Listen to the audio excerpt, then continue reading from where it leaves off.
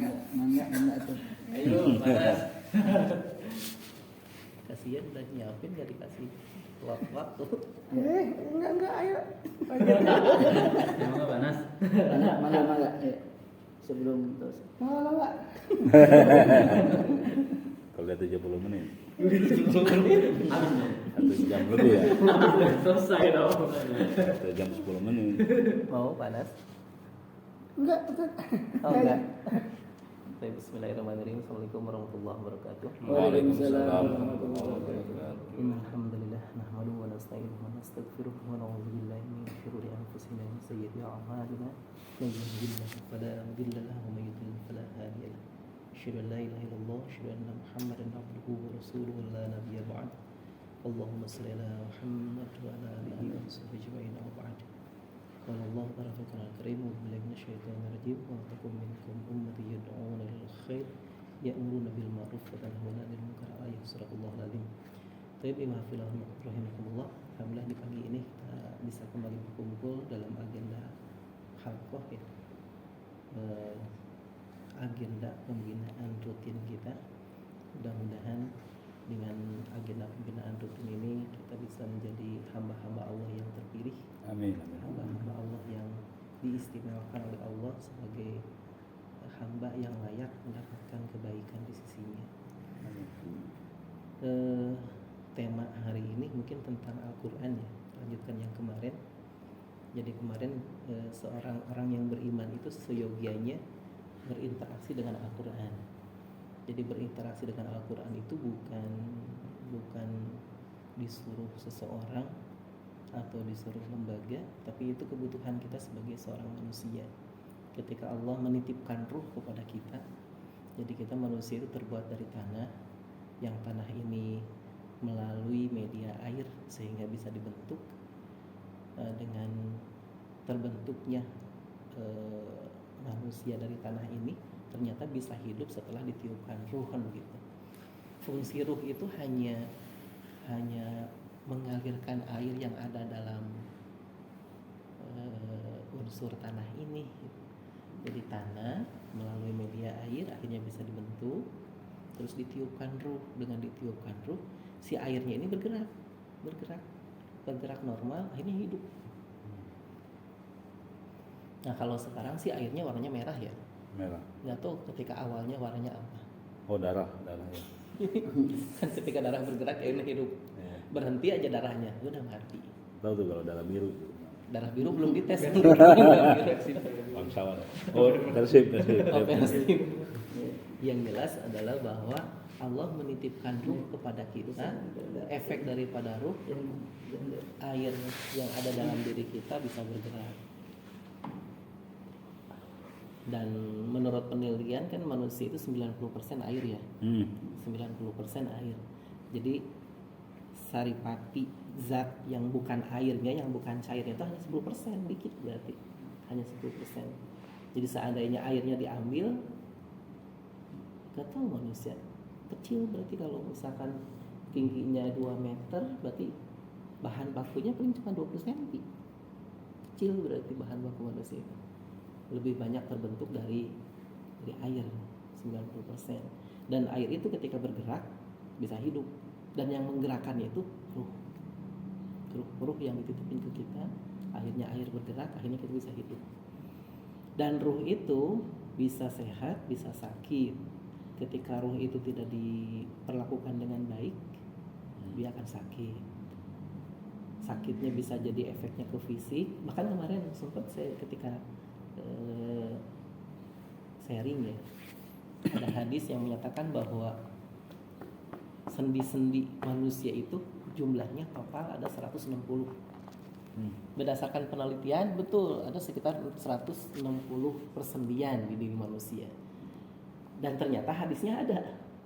Kemarin ketika diskusi ada hadisnya yang Rasulullah pernah bersabda bahwa manusia itu persendiannya ada 160 persendian. Sehingga Rasulullah menganjurkan biar persendian itu sehat, dianjurkan untuk sedekah. Berapa sedekah yang harus dikeluarkan biar tubuh kita sehat? Tubuh kita biar sehat, sedekahnya itu 160 kali. Ternyata 1 tahun itu tahun berapa? 360. Duh, hadisnya lupa. Pak Fatim hafal tuh hadis tentang persendian manusia? Pak coba searching berapa? Kalau searching ada hadisnya tentang persendian manusia. Kalau nggak salah emang 360 persendian yang ada dalam diri kita. Dan jadi dianjurkan untuk bersedekah. Jadi kesimpulan tema bahasan kemarin itu, bila kita ingin sehat, maka kita harus setiap hari sedekah. Karena 360 persendian. Jadi selama 1 tahun itu ada 366 hari, ya. 366 hari. Kita cuma libur 5 hari berarti itu. Jadi kalau kita ingin sehat itu sedekah setiap hari. Bahkan kemarin ketika ada terapis juga, kalau misalkan kenal di Pangulah ada yang punya klinik sehat, Ustadz Karya. Pak Ustadz Karya sampai bilang seperti ini, berarti Ustadz kalau kita pegel-pegel tangan suka sakit, kadang kaki gitu ya, gara-gara kurang sedekah. Padahal dia terapis, dia dapat maisyahnya dari orang yang sakit, tapi dia ngasih bocorannya kalau pengen sehat, sedekah. Nanti mungkin gak datang ke dia, nanti pasiennya berkurang. Dia yang nyampein, berarti Ustaz, kalau ada orang yang pada pegel-pegel sakit, itu kayaknya kurang sedekah. Oh iya, bisa jadi. Karena Rasulullah menganjurkan seperti itu. Rasulullah menganjurkan, bahkan kalau A'agim mah sengaja setiap jamaahnya itu dikasih kenceleng. Setiap jamaah pulang ke rumah suruh bawa kenceleng, simpan di samping kasur. Setiap bangun tidur belum ingat apa-apa, infakkan atau sedekahkan harta kita berapapun jumlahnya. Berapapun ya. Berapapun jumlahnya, sedekah niatnya biar badan kita sehat. 500-an, 2.000 ya. Dan itu setiap pengajian pekanan tuh yang ada yang hari Rabu, ada yang hari Ahad jam 2, itu dibawa kencelengnya. Nah, kita harus munculin lagi nih. Yang kencelengan kita nih yang sedekah kepada diri sendiri gitu. Iya, biar kita sehat, betul. Ini kan sedekah buat kita sendiri belanja. Bukan buat siapa-siapa, buat kita sendiri. Manfaatnya mungkin infak itu bisa untuk kegiatan kita, betul. Tapi bagi diri kita untuk kesehatan. Iya, betul. Kesehatan. Jadi Rasulullah sendiri yang bilang bahwa hadisnya juga mungkin ada. Itu kan tentang jumlah itu ya, persendian. Hadis yang menyatakan bahwa 360 rusuk itu harus disedekahkan untuk kesehatan. Ini menjadi sebuah terapis juga bagi kita dan menjadi sebuah amal soleh. Dua keuntungan, satu sisi kita menjadi sebuah tabungan amal soleh kita, di sisi lain bagi kita sehat.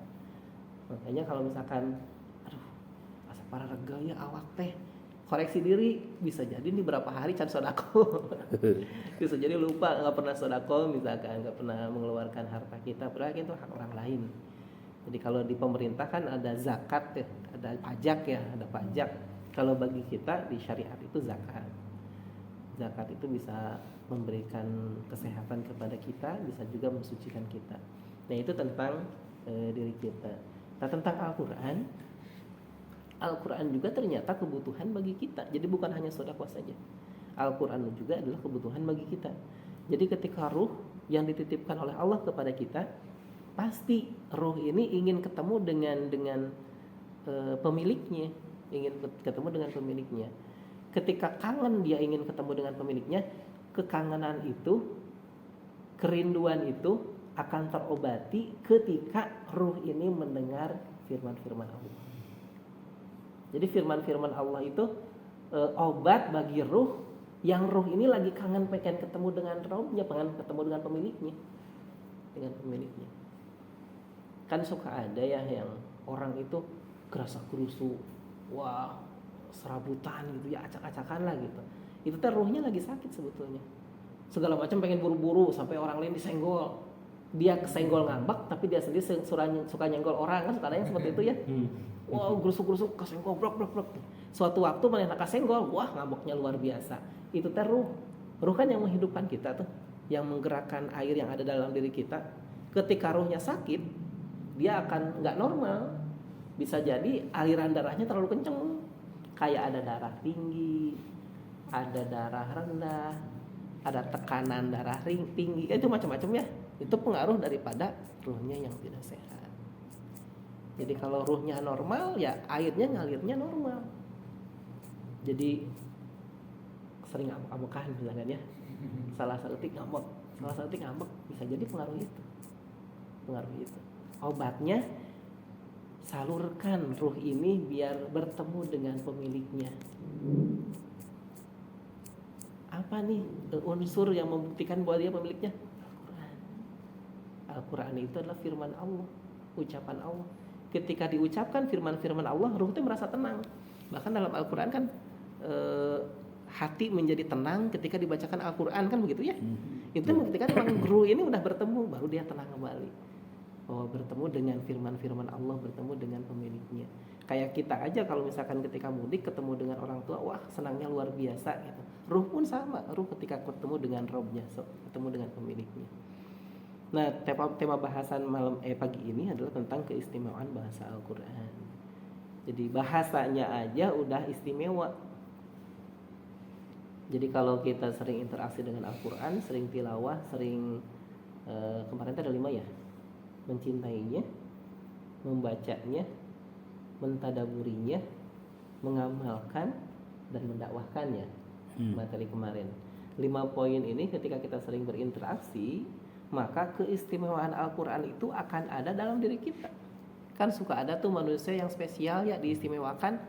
Kalau diistimewakan karena keburukan, mungkin bisa jadi jauh dari Al-Quran. Tapi kalau istimewa dalam sisi kebaikan, mungkin bisa jadi dia dekat dengan Al-Quran. Dia dekat dengan Al-Quran, dia berinteraksi dengan Al-Quran. Kenapa? Karena Al-Quran itu udah istimewa. Nah, ini Al-Quran menurut sejarah sih, dari asbab nuzul cerita sejarahnya. Jadi Al-Quran itu diturunkan di Mekah.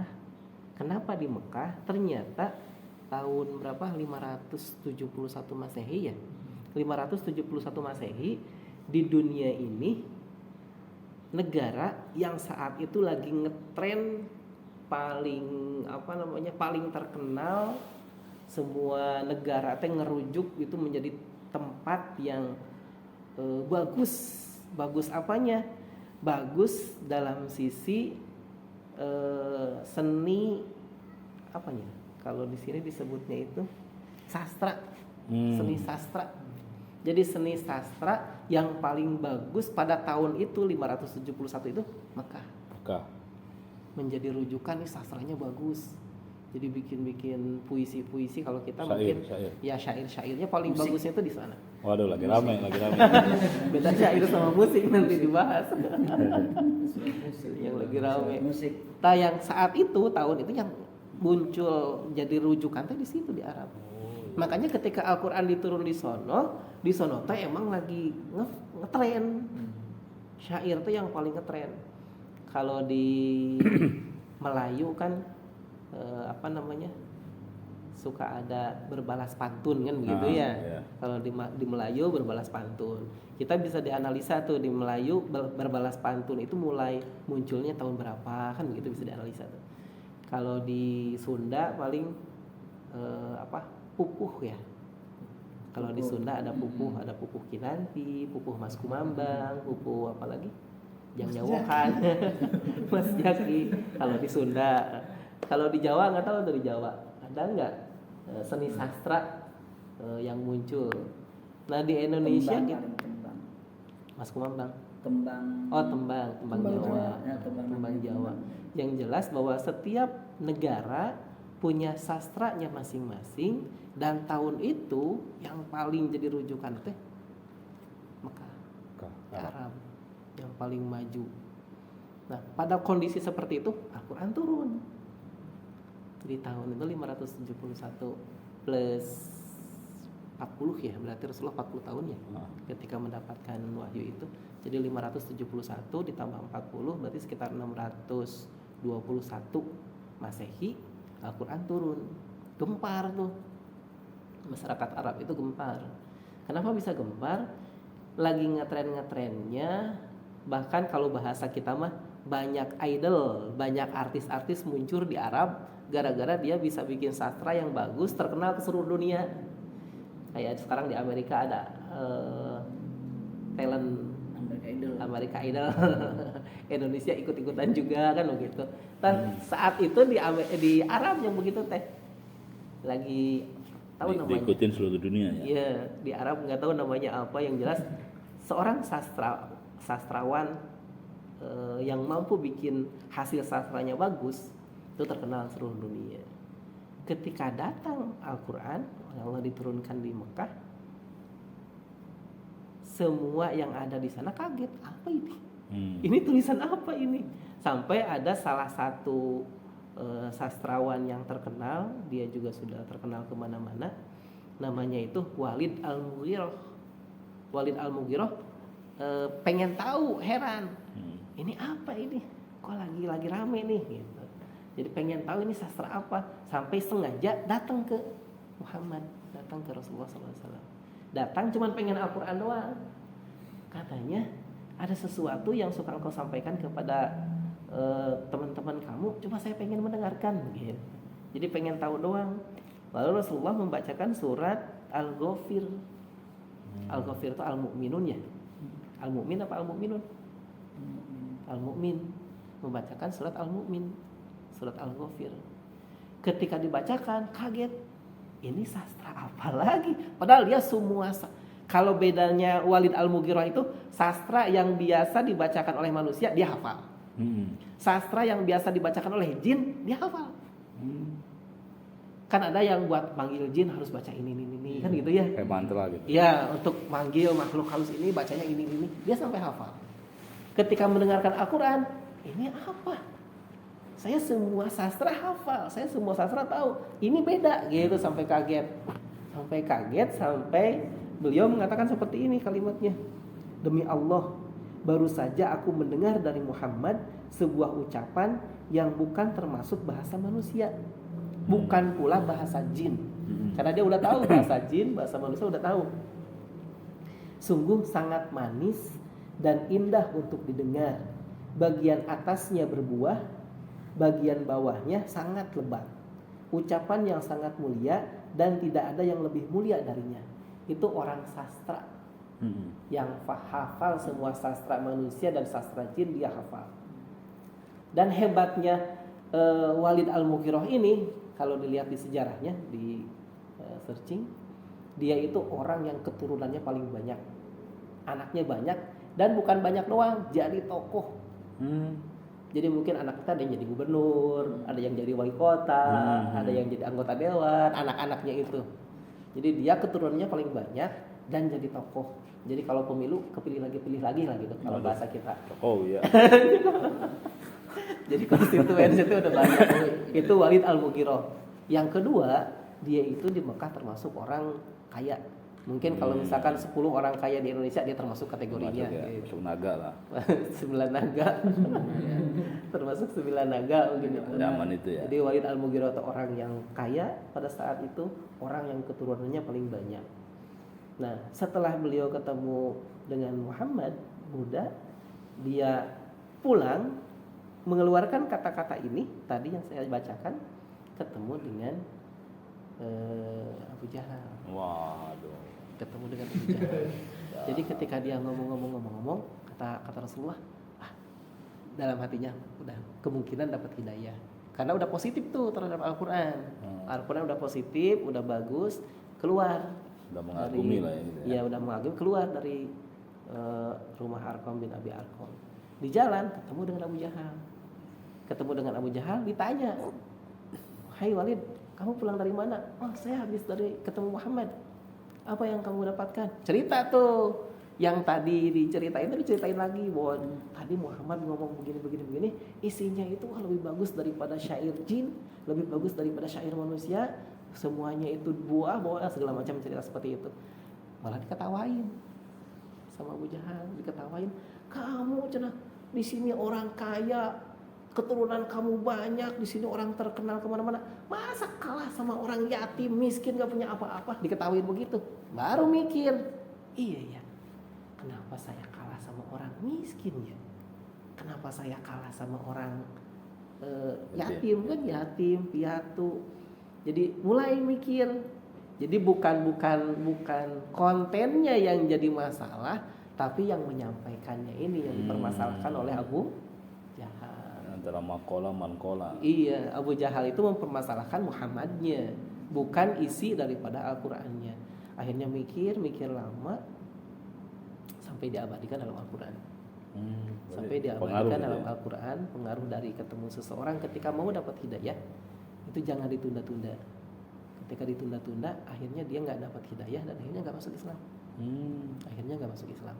Yang anehnya itu anak-anaknya masuk Islam. Salah satu anaknya yang terkenal siapa? Yang Abu Jahal. Bukan. Walid Al-Mughirah anaknya. Salah satunya yang terkenal banget ini. Sering diceritain kemana-mana. Siapa anaknya yang terkenal? Khalid bin Walid. Betul. Khalid bin Walid. Khalid bin Walid itu anaknya Walid Al-Mughirah. Anaknya Walid Al-Mughirah. Ya mengagumi ya pertama Iya. kali ya. Jadi strategi tempurnya paling bagus, orang berperang selalu menang. Pokoknya mah Khalid bin Walid itu orang terkenal lah seperti itu. Bapaknya juga sudah terkenal, Walid Al-Mughirah. Dan Allah mungkin dalam surah tersebut Waalaikumsalam. Aduh, Pak Ketua, mangga, sebat. Kalau ditungguin ini mana? Tuh, tinggal makan. iya siap. Wah, komandan. Yang baca doa udah hadir. Pada pada hari ini nunggu selesai ini mah. Tapi kalau tepat lagi suruh telat ya. Rapatnya lama aja. Oh, disuruh ternyata. Tahuan. Biar Pak Jaki kelihatan rajin gitu. Lanjut. Gimana Pak Agung lanjut? Ya ngikut aja saat saya. Yang penting udah ketemu guru. Lanjut. Jadi setelah Walid Al-Mughirah ketemu Abu Jahal terus berubah total, terus beliau akhirnya tidak masuk Islam, yang tadinya Muhammad dapat hidayah terus tidak jadi, dalam kondisi beliau tidak nerima, itu yang disebut sebagai zolimun li nafsihi. Ketika materi kemarin kan ada 3 karakter orang yang ketika disampaikan Al-Quran ada 3 macam. Kemarin dibacain nggak ya? Enggak ada. Oh enggak. Lah di sini ada nih. Ada baca lagi dong. Surat Kafir ayat 32. Ada baca. Auzubillahi minasyaitonirrajim. Summa awrasnal kitaba allazi istafaina min ibadina faminhum zalimun li nafsihi wa minhum muqtasid wa minhum syabikun bil khairati biiznillah. Zalika huwal fadlul kabir. Ada 3 karakter. Ada 3 karakter ketika seseorang dibacakan Al-Qur'an, ketika dia mendapatkan hidayah atau enggak, 3 karakter. Yang pertama zalimun li nafsihi. Zolim terhadap diri sendiri. Tadi siapa? Khalid Al-Mughirah. Dia udah mau dapat hidayah, dia sudah terbuka, dia sudah nerima isi Al-Quran karena dia seseorang yang pintar. Ketika diperdengarkan Al-Quran itu pasti dia studi banding dong ya. Keilmuan yang dia miliki dengan Al-Quran beda. Bagusan Al-Quran gitu. Itu udah dapat hidayah. Tapi gara-gara Abu Jahal ini berubah total, padahal dalam diri hatinya sudah menerima, menzolimi diri sendiri. Kan ada orang yang seperti itu ya, sebetulnya hatinya menerima, tapi karena lingkungan, atau seperti Raja Najasyi juga dapat hidayah, tapi karena nggak mungkin dong seorang raja masuk Islam, anak buahnya semuanya non Muslim, nggak mungkin, ditutupin. Atau seperti Prabu Siliwangi. Kalau di Indonesia Prabu Siliwangi udah dapat hidayah. Ketika disampaikan Islam, dia nerima Islam itu benar. Tapi ketika menyatakan saya Muslim, nggak berani. Sampai negaranya hilang. Kan anaknya masuk Islam dipersilahkan. Kian Santang masuk Islam dipersilahkan. Itu hebatnya Syekh Kuro. Sampai akhir nggak jadi Islam. Katanya sih masuk Islam infonya, cuma tidak disosialisasikan. Iya, beritanya gitu. Diam-diam gitu ya. Ya, sama kayak Raja Najasyi. Raja Najasyi juga masuk Islam tapi nggak disosialisasikan. Itu yang namanya zolimun li nafsihi. Kedua ya. Ini dua. Menzolimi dirinya sendiri. Nah, tadi Walid Al-Mughirah pun sama. Siluman bukan? Dia itu sudah Harimau. mendapatkan hidayah. Dia juga. Dia sudah nerima Al-Quran, tapi karena lingkungan, karena seseorang, dia menutupi hidayah itu. Akhirnya nggak masuk Islam. Endingnya, gimana endingnya Khalid Al-Mughirah ini? Habis semuanya. Oh gitu. Habis. Tadinya orang paling kaya di Mekah, orang keturunan paling banyak, ketika dia tidak nerima, bukan tidak nerima, sudah dapat hidayah tapi tidak segera melafazkan syahadat, tetap mempertahankan karena gengsi. Gengsi ketika ketemu dengan teman-teman sekufunya gitu, ketemu dengan Abu Jahal, ketemu dengan Abu Lahab, ketemu dengan abu yang lain lah. Kan statusnya kan beda dengan mereka ketika ngumpul. Persis pengucilan Abdul Muthalib ya. Kalau lihat di film Ar-Risalah, Abdul Muthalib kan sama ngumpul dengan mereka juga, tapi karena dia membela Muhammad kan dikucilkan ketika ngumpul itu. Pada diejek, pada segala macam. Padahal biasanya mereka ngumpul bareng gitu. Nah, Khalid Al-Mughirah juga sama. Ngumpul dengan mereka khawatir dikucilkan, khawatir dibully dan lain sebagainya. Dia tetap mempertahankan agama yang lama. Di endingnya, di akhir hayatnya semuanya habis. Keturunannya semuanya nggak ada yang berbakti kepada dia karena udah beda agama. Anak-anaknya masuk Islam semuanya. Anak-anaknya pada masuk Islam, dianya enggak. Hartanya habis semuanya. Hartanya habis. Nah, itu salah satu sampelnya kepada kita bahwa keistimewaan itu dimunculkan dan diberikan kepada orang-orang yang betul-betul berinteraksi dengan Al-Quran. Karena Al-Quran itu istimewa. Jadi kalau kita ini baru satu ya tadi. Faminhum zalimun li nafsihi itu yang pertama. Yang kedua itu faminhum muqtasid. Muqtasid itu pertengahan. Kadang-kadang mau ikut Al-Quran ketika ada ayat-ayat yang agak susah, agak berat, yang nggak mungkin. Ayo ntar dulu deh. Wah ini nanti dulu, kita ada pertengahan. Dan yang ketiga wa minhum syabiqun bil khairati biiznillah. Syabik, orang-orang yang sabik itu bersegera. Jadi ketika diberikan informasi untuk berbuat baik, cepat menerima atau melakukan seruan kebaikan itu. Kayak tadi Ustaz Zaki, wah langsung standby di sini nungguin teman-teman datang. Nah itu sebabnya syabik itu seperti itu. Sebenarnya memang Ustaz Zaki itu rajin, tapi karena takut dibully. kumpulnya sama yang Takut dibully atau awas dibully. golongan yang pertama tadi ketemunya ya Awas hati-hati. Abu Jahal yang sekarang gitu. Nah itu yang golongan ketiga. Sabik bil khairati biiznillah. Jadi orang yang bersegera melakukan sebuah kebaikan dengan izin Allah Subhanahu wa taala. Itu 3 karakter. Dan 3 karakter ini mungkin di kehidupan kenyataan kita bisa melihat banyak sekali ya. Nah, tentang keistimewaan Al-Qur'an ini ada beberapa hal. Yang pertama dari pengambilan kata yang sangat baik, pengambilan kata yang sangat tepat. Jadi Al-Quran itu dari katanya aja sudah terseleksi. Pilihan. Dan biasanya tidak umum. Kata-kata dalam Al-Quran itu tidak umum, tidak sebagaimana biasanya orang Arab ketika mengatakan sesuatu. Orang Arab mengatakan ini, tapi dalam bahasa Al-Quran kok beda ya? Bahasa Al-Qurannya ini gitu. Nah, itu istimewanya Al-Quran. Jadi dalam Al-Quran itu ada kata-kata yang spesial dan tidak umum dilakukan di masyarakat Arab pada saat itu. Ini contohnya di sini ada dalam surat Muhammad ayat 15. Masalul jannatil lati wa'idal muttaqun fiha anharum min ma'in ghairi asin. Kata asin. Jadi kata asin kalau umumnya itu orang Arab manggilnya mantun. Asin itu payau. Jadi masalul jannatil ladzi wa'idal muttaqun. Permisalan surga terhadap orang-orang yang bertakwa itu sebagaimana laut yang airnya itu asin. Kata Al-Qur'an asin.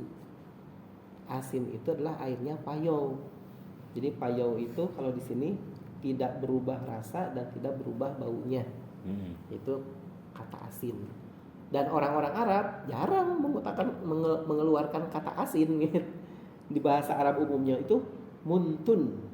Muntun, nah itu bahasa umum orang Arab ketika ada satu barang atau air yang airnya itu rasanya payau, nggak berubah-ubah itu rasanya.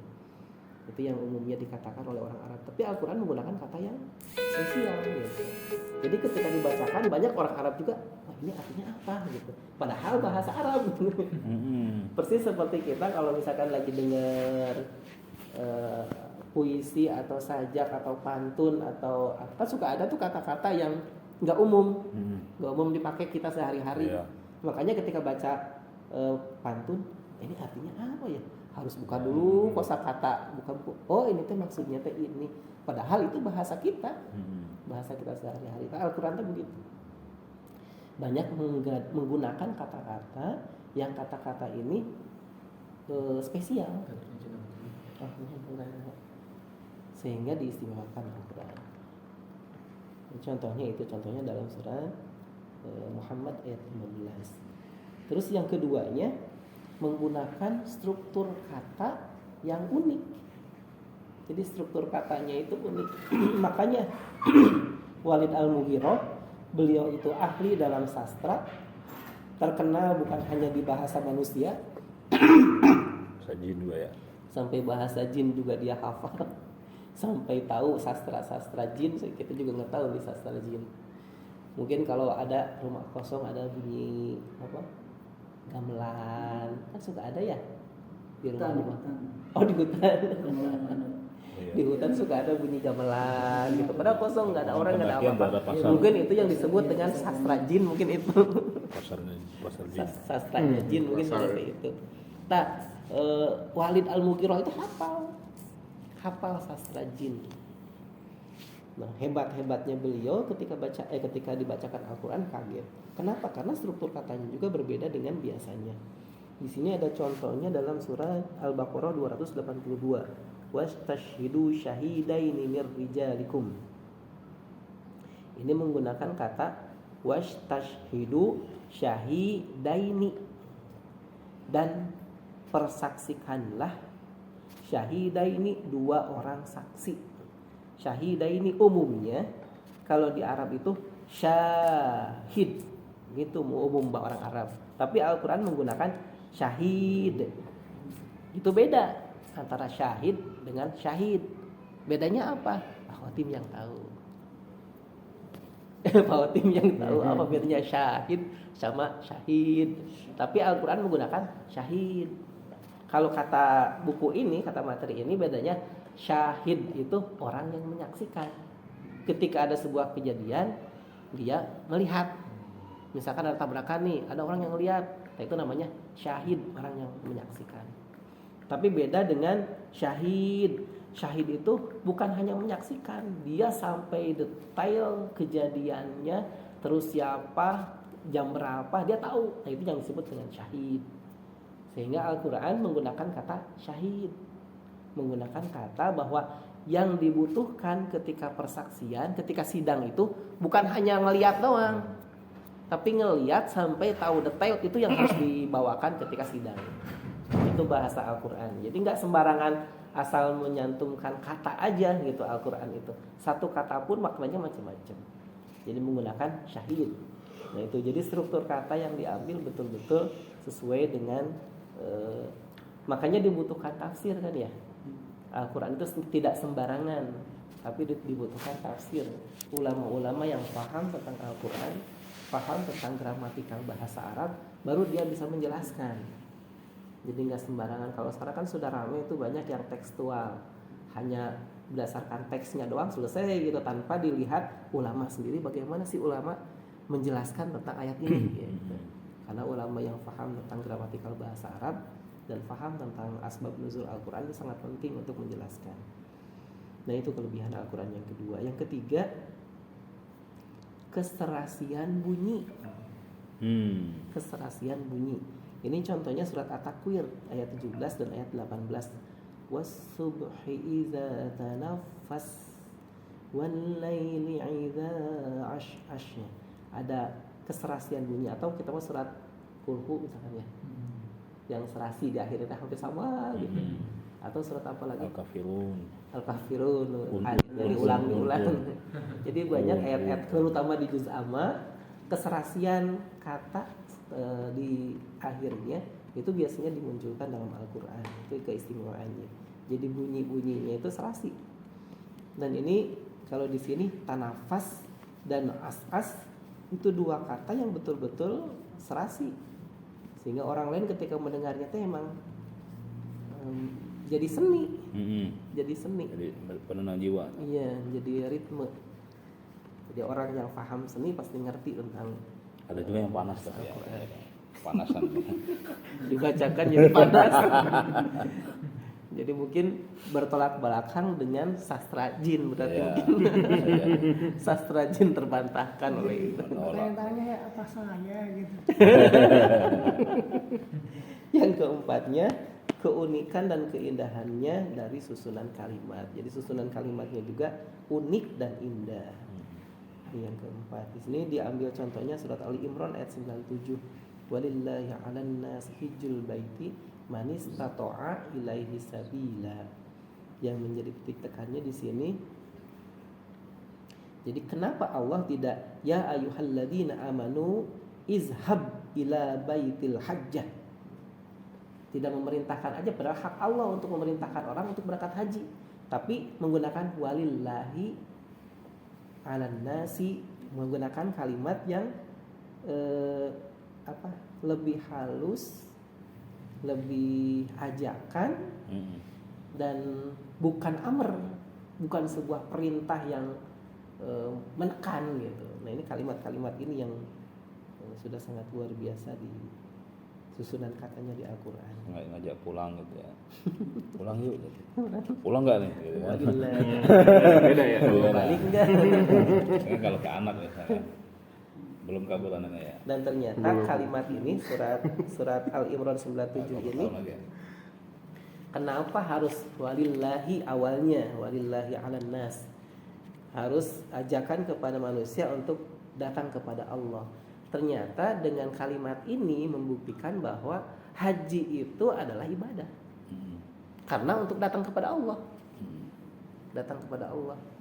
Untuk apa? Untuk mematahkan orang-orang yang berangkat haji itu untuk pelesiran. Pelesiran salah, berarti nggak menjalankan perintah Allah. Selfie. Tidak sesuai dengan perintah yang ada dalam surat Al-Imran. Untuk selfie. Padahal sebetulnya dilarang ya. Nah, Sekarang dilarang. Dulu juga dilarang kalau Lebih ketahuan keras, mah. sekarang lebih keras. Oh, lebih keras. Dari dulu juga kan dilarangnya. Tapi kalau ketahuan, kadang-kadang umpet-umpetan ketahuan. Untuk selfie atau untuk bisnis. nah, itu yang banyak itu kayaknya. Untuk bisnis itu tidak sesuai dengan perintah Allah. Jadi perintah Allah mah untuk ibadah. Tapi kan udah banyak tuh orientasinya karena bisnis atau karena jalan-jalan, bahkan ada yang trapnya teh mampir dulu kemana, misalkan baru ke Mekah, pulangnya mampir dulu kemana. Harganya Atau sekian. sebaliknya ya, yang parah. Misalnya tujuan utama ke Turki, nanti mampir di Mekah gitu kan. Waduh, Bahasanya mampir. bahasa. Jadi bukan tujuan utama. Bukan. Padahal kalimatnya walillahi, awalnya itu Allah dulu.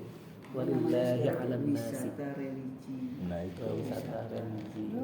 Berarti kalimatnya wisata dulu ya, baru ada religinya. Religinya umroh.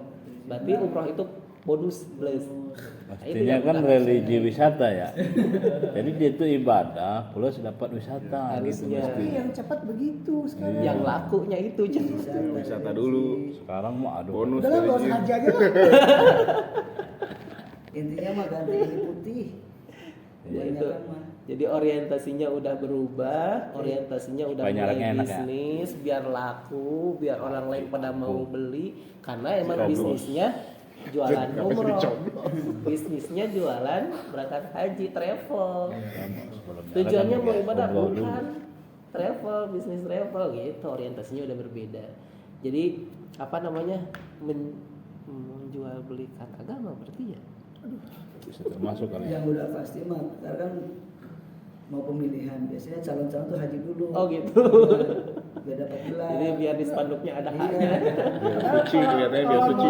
Kalau mau jadi haji mah beli ke tukang daging. Haji enggak. Nah itu jadi kalimatnya aja Allah sudah memilih dengan sebaik-baiknya. Jadi kalimat Allah dulu yang dikedepankan selain yang lainnya dibelakangkan. Tapi kalau dalam bisnis tadi kata panas beda. Jadi wisatanya dulu, baru religinya belakangan. Laku. Nah itu zaman sekarang. Jadi kalau misalkan nanti mau nyoba ke ranah sana, mungkin kita bikin yang berbeda. Nah, Apalagi Bikin yang umroh ya berbeda. sekarang tuh ke sana semua orangnya wisata ya. Ya wisata sekarang. Ya nanti Pak Anas Wisata- kalau mau wisata religi bikin semua. bisnis travel, berubah itu Pak Religi Anas. wisata. Dirubah. ada Siapa yang mungkin tahu hanya ritualnya nggak diikuti kali ya. Ke sana aja jalan-jalan doang gitu kan. Niatnya bahkan bikin ada yang bisnis. tinggal di hotel. Iya makanya nggak tahu. Ketika apa-apa orang lain gitu. lagi tawaf, lagi apa dia di hotel. Kalau Ketika pulang umroh- ikut pulang umroh bareng. itu Sekarang ada berita kecopetan tuh. Hati-hati katanya. Ada pencopet apa kan lagi Karena soalnya. udah banyak perubahan ini orientasi. proses umroh itu cuma 2 jam. secara Secara artinya iya. Ibadahnya ya. Ibadah itu paling ya 2 jam standar gitu. Setelah itu kan Tinggal tahu Bebas. berarti sunah-sunahnya. waktu seminggu tuh hanya untuk jalan-jalan. iya, ya untuk jalan-jalan, untuk mampir ke Kan sana, biasanya 10 lihat hari ya? sana. Kalau umroh 10 hari gitu. 2 hari PP. Itu bebas. Ke Gua Hiro gitu ya. Ada yang Iya. 9. Yang 9 itu yang bebas. Cuma Macam-macam. kalau proses yang Wajib. wajib Berapa sekarang? 30-an? 2 jam. 30-an sekarang. 2 jam itu selesai. Mulai dari ambil mikot, terus sholat ini, terus sampai Sekarang berapa? 30 jutaan. Nggak tahu. Ini Ya, masih sekitar Bukan 27. orang travel ini. Oh dia buka ini nawarin 27 mulai. 27. Itu yang paling 8 hari. Nah itu jadi di ayatnya menggunakan kalimatnya agar orientasinya ibadah di ayatnya, tapi pelaksanaan di lapangan macam-macam kan gitu ya. Yang PR kita. Yang berikutnya ketepatan dan kekuatan penggambaran suatu konsep. Jadi Al-Quran itu tepat ketika mengambil sebuah gambaran. Sudah masuk? Udah 10 Oh udah lewat. Yaudah mungkin ya ini gambaran sederhana keistimewaan Al-Quran tadi sudah tertangkap sih intinya bahwa Al-Quran itu betul-betul dari katanya, dari kalimatnya, dari susunannya dan selain sebagainya sangat istimewa sehingga selayaknya kita untuk mencintai Al-Quran dan dekat-dekat dengan Al-Quran agar kita sehat, agar ruh kita sehat. Ketika ruh kita sehat, insya Allah aktivitas kehidupan keseharian kita menjadi sehat. Fisik juga sehat ya. Fisik juga sehat insya Allah. Amin. Itu aja mungkin yang bisa saya sampaikan. Assalamualaikum warahmatullahi wabarakatuh. Waalaikumsalam.